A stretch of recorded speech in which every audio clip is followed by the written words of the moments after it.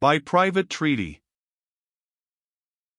There was little need for the three deeply interested listeners to look long at the letters. One glance was sufficient to show even a careless eye that the hand which had written one of them had certainly not written the other two.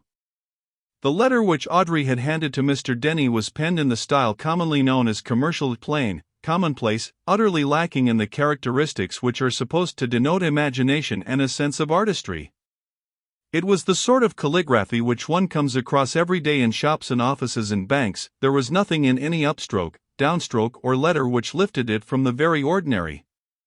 But the other two letters were evidently written by a man of literary and artistic sense, possessing imagination and a liking for effect. It needed no expert in handwriting to declare that two totally different individuals had written those letters. "And now," observed Mr. Denny, breaking the silence and putting into words what each of the others was vaguely feeling, "the question is, what does all this mean? To start with, Marston Greyle is a most uncommon name. Is it possible there can be two persons of that name? That, at any rate, is the first thing that strikes me." "It is not the first thing that strikes me," said Mrs. Greyle. She took up the typescript which the old actor had brought in his packet, and held its title page significantly before him. "That is the first thing that strikes me," she exclaimed. "The Marston Greyle who sent this to Bassett Oliver said, according to your story, that he sprang from a very old family in England, and that this is a dramatization of a romantic episode in its annals. Now there is no other old family in England named Greyle, and this episode is, of course, the famous legend of how Prince Rupert once sought refuge in the keep yonder and had a love passage with a lady of the house. Am I right, Mr. Denny?" "Quite right, ma'am, quite correct," replied the old actor. "It is so, you have guessed correctly." "Very well, then, the Marston Greyle who wrote this, and those letters, and who met Bassett Oliver was without doubt the son of Marcus Greyle, who went to America many years ago. He was the same Marston Greyle, who, his father being dead, of course succeeded his uncle, Stephen John Greyle. That seems an absolute certainty." "And in that case," continued Mrs. Greyle, looking earnestly from one to the other, "in that case, who is the man now at Scarhaven Keep?" A dead silence fell on the little room. Audrey started and flushed at her mother's eager, pregnant question. Mr. Denny sat up very erect and took a pinch of snuff from his old-fashioned box. Copplestone pushed his chair away from the table and began to walk about. And Mrs. Greyle continued to look from one face to the other as if demanding a reply to her question. "Mother," said Audrey in a low voice, "you aren't suggesting—" "Ahem," interrupted Mr. Denny. "A moment, my dear. There is nothing, I believe," he continued, waxing a little oracular, "nothing like plain speech. We are all friends, we have a common cause, justice. It may be that justice demands our best endeavors not only as regards our deceased friend, Bassett Oliver, but in the interests of this young lady. So—" "I wish you wouldn't, Mr. Denny," exclaimed Audrey. "I don't like this at all. Please don't." She turned, almost instinctively, to seek Copplestone's aid in repressing the old man. But Copplestone was standing by the window, staring moodily at the windswept quay beyond the garden, and Mr. Denny waved his snuff-box and went on. "An old man's privilege," he said. "In your interests, my dear. Allow me." He turned again to Mrs. Greyle. "In plain words, ma'am, you are wondering if the present holder of the estates is really what he claims to be. Plain English, eh?" "I am," answered Mrs. Greyle with a distinct ring of challenge and defiance. "And now that it comes to the truth, I have wondered that ever since he came here." "There." "Why, mother?" asked Audrey, wonderingly. "Because he doesn't possess a single Greyle characteristic," replied Mrs. Greyle, readily enough. "I ought to know, I married Valentine Greyle, and I knew Stephen John, and I saw plenty of both, and something of their father, too, and a little of Marcus before he emigrated. This man does not possess one single scrap of the Grail temperament. Mr. Denny put away his snuff-box and, drumming on the table with his fingers, looked out of his eye corners at Copplestone, who still stood with his back to the rest, staring out of the window. "And what," said Mr. Denny, softly, "what, does our good friend Mr. Copplestone say?" Copplestone turned swiftly, and gave Audrey a quick glance. "I say," he answered in a sharp, businesslike fashion, "that Gilling, who's stopping at the inn, is walking up and down outside here, evidently looking out for me, and very anxious to see me, and with your permission, Mrs. Grail, I'd like to have him in. Now that things have got to this pitch, I'd better tell you something. I don't see any good in concealing it longer. Gilling isn't an invalid curate at all, he's a private detective. Sir Cresswell Oliver and Petherton, the solicitor, sent him down here to watch Grail, the squire. That's Gilling's job. They suspect Grail, have suspected him from the very first, but of what I don't know. Not of this, I think. Anyway, they do suspect him, and Gilling's had his eye on him ever since he came here.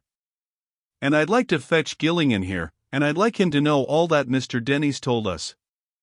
Because, don't you see, Sir Cresswell and Petherton ought to know all that, immediately, and Gilling's their man."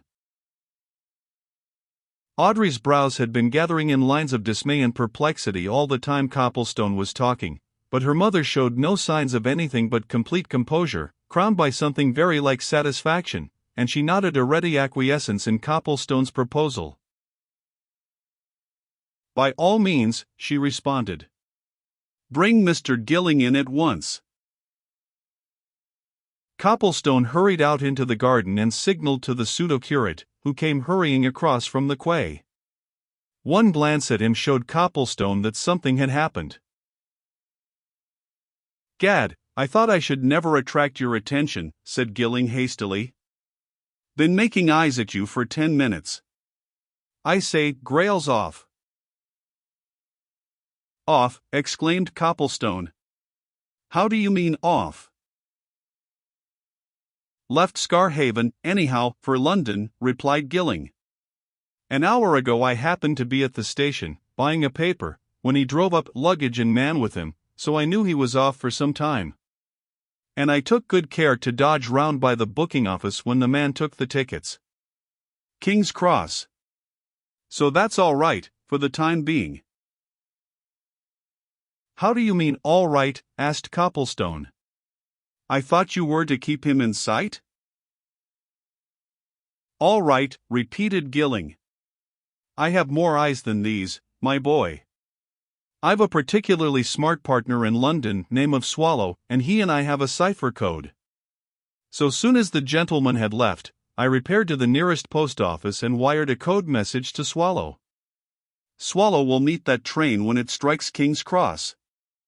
And it doesn't matter if Grail hides himself in one of the spikes on top of the monument or inside the lion house at the zoo, Swallow will be there. No man ever got away from Swallow once Swallow had set eyes on him." Copplestone looked, listened, and laughed. "Professional pride," he said. "All right. I want you to come in here with me, to Mrs. Grail's. Something's happened here, too. And of such a serious nature that I've taken the liberty of telling them who and what you really are. You'll forgive me when you hear what it is that we've learned here this morning." Gilling had looked rather doubtful at Copplestone's announcement, but he immediately turned towards the cottage. "Oh, well," he said good-naturedly. "I'm sure you wouldn't have told if you hadn't felt there was good reason. What is this fresh news, something about him?" "Very much about him," answered Copplestone. "Come in." He himself, at Mrs. Grail's request, gave Gilling a brief account of Mr. Denny's revelations, the old actor supplementing it with a shrewd remark or two. And then all four turned to Gilling as to an expert in these matters. "Queer," observed Gilling. "Decidedly queer. There may be some explanation, I've known stranger things than that turn out to be perfectly straight and plain when they were gone into. But putting all the facts together, I don't think there's much doubt that there's something considerably wrong in this case. I should like to repeat it to my principals. I must go up to town in any event this afternoon. Better let me have all those documents, Mr. Denny. I'll give you a proper receipt for them. There's something very valuable in them, anyhow. What? Asked Copplestone. The address in St. Louis from which that Marston Greyle wrote to Bassett Oliver, replied Gilling. We can communicate with that address at once. We may learn something there. But, he went on, turning to Mrs. Greyle, I want to learn something here and now. I want to know where and under what circumstances the squire came to Scarhaven. You were here then, of course, Mrs. Greyle? You can tell me? He came very quietly, replied Mrs. Greyle. Nobody in Scarhaven, unless it was Peter Chatfield, knew of his coming. In fact, nobody in these parts, at any rate, knew he was in England. The family solicitors in London may have known. But nothing was ever said or written to me, though my daughter, failing this man, is the next in succession. I do wish you'd leave all that out, Mother, exclaimed Audrey. I don't like it. Whether you like it or not, it's the fact, said Mrs. Greyle imperturbably, and it can't be left out. Well, as I say, no one knew the squire had come to England, until one day Chatfield calmly walked down the quay with him, introducing him right and left. He brought him here. Ah, said Gilling. That's interesting. Now I wonder if you found out if he was well up in the family history? Not then, but afterwards, answered Mrs. Greyle. He is particularly well up in the Greyle records, suspiciously well up. Why suspiciously? Asked Copplestone. He knows more, in his sort of antiquarian and historian fashion, than you'd suppose a young man of his age would, said Mrs. Greyle. He gives you the impression of having read it up, studied it deeply. And his usual tastes don't lie in that direction. Ah, observed Mr. Denny, musingly. Bad sign, ma'am, bad sign. Looks as if he had been, shall we say, put up to overstudying his part. That's possible. I have known men who were so anxious to be what one calls letter perfect, Mr. Copplestone, that though they knew their parts, they didn't know how to play them. Fact, sir. While the old actor was chuckling over this reminiscence, Gilling turned quietly to Mrs. Greyle. I think you suspect this man, he said. Frankly, yes, replied Mrs. Greyle. I always have done, though I have said so little. Mother, interrupted Audrey. Is it really worthwhile saying so much now? After all, we know nothing, and if this is all mere supposition, however, she broke off, rising and going away from the group, perhaps I had better say nothing. Copplestone too rose and followed her into the window recess. I say, he said entreatingly. I hope you don't think me interfering? I assure you. You, she exclaimed. Oh, no, of course. I think you're anxious to clear things up about Mr. Oliver. But I don't want my mother dragged into it for a simple reason. We've got to live here, and Chatfield is a vindictive man. You're frightened of him, said Copplestone incredulously. You. Not for myself, she answered, giving him a warning look and glancing apprehensively at Mrs. Greyle, who was talking eagerly to Mr. Denny and Gilling. But my mother is not as strong as she looks, and it would be a blow to her to leave this place, and we are the squire's tenants, and therefore at Chatfield's mercy. And you know that Chatfield does as he likes.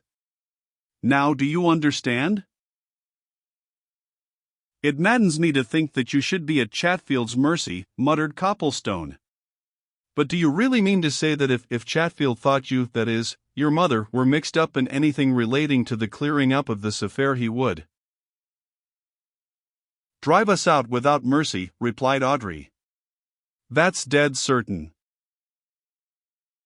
"And that your cousin would let him," exclaimed Copplestone.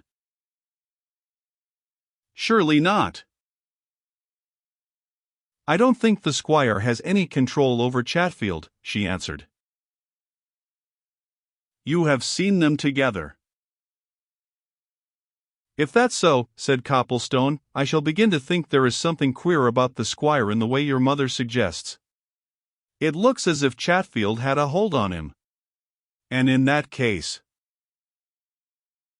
He suddenly broke off as a smart automobile drove up to the cottage door and set down a tall, distinguished-looking man who, after a glance at the little house, walked quickly up the garden.